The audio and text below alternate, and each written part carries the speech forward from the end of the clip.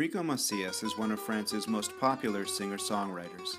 Entertaining audiences around the world for over 50 years, the artistry and the pain that drive Macias's music lie buried across the Mediterranean, in his native city of Constantine, Algeria, a city he has not seen in over 5 decades. His improbable journey to stardom begins with a small record store in the city's casbah and the murder of the store's owner in 1961. Welcome to a special edition of Insights, a Diarna series that spotlights Jewish sites throughout the Middle East. Insights is being made possible by a generous grant from the Elizabeth and Oliver Stanton Foundation. Constantine is a unique city, perched 50 miles south of the Mediterranean coast atop a 2,000-foot rocky outcropping surrounded by gorges. Jews have lived in Constantine since its founding, over 2,000 years ago.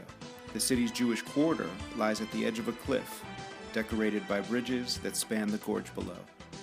Enrico Macias grew up on the edge of Constantine, on the city's northern precipice. His father, singer-songwriter, was a violinist who played in an acclaimed Jewish-Muslim Andalusian musical ensemble, led by Raymond Leiris, a man who would profoundly shape Enrico's life.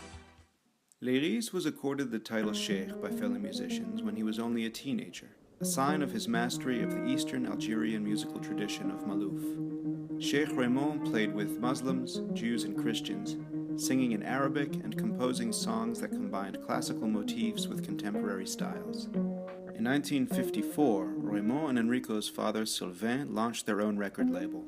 They also opened a small record store called Disque Raymond at number 3 Rue Zévaco in the heart of Constantine's casbah, just a few blocks from Enrico's home. The store featured a treasure trove of North African music and helped promote the local music scene. Enrico often visited the record store and watched his father perform with Cheikh Raymond. The younger Genacia learned to play guitar, and so impressed Cheikh Raymond that Enrico was invited to join his orchestra as a guitarist, bucking Malouf norms.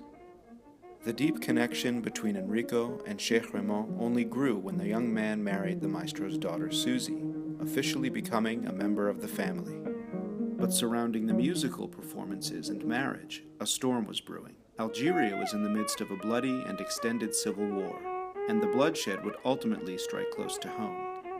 Amidst the horrors of Algeria's war, Cheikh Raymond tried to live a life uncompromised by politics. He succeeded until June 22, 1961. After locking up his store, Cheikh Raymond walked hand in hand with his daughter Vivienne, Enrico's sister-in-law.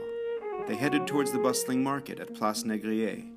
As they passed by the Sidi El-Khatani Mosque and the Jewish Tribunal, a man approached and fired 2 bullets into Cheikh Raymond's neck.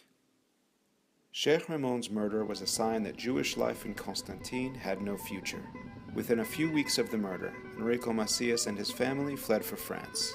They left behind their beloved Raymond, buried in Constantine's new Jewish cemetery.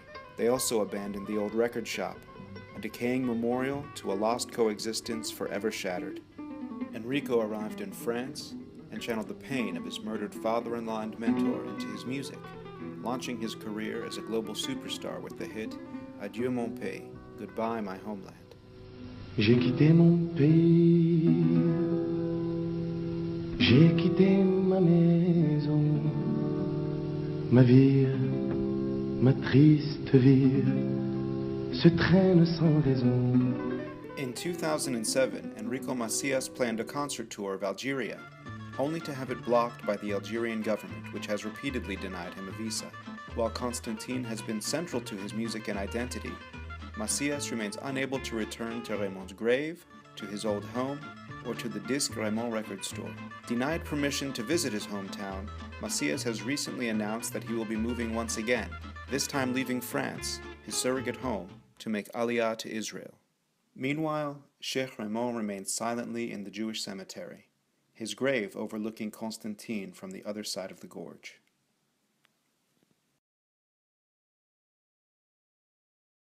Je n'ai pas oublié tous ces visages attristés, mais on n'a pas le droit de sacrifier le présent au passé.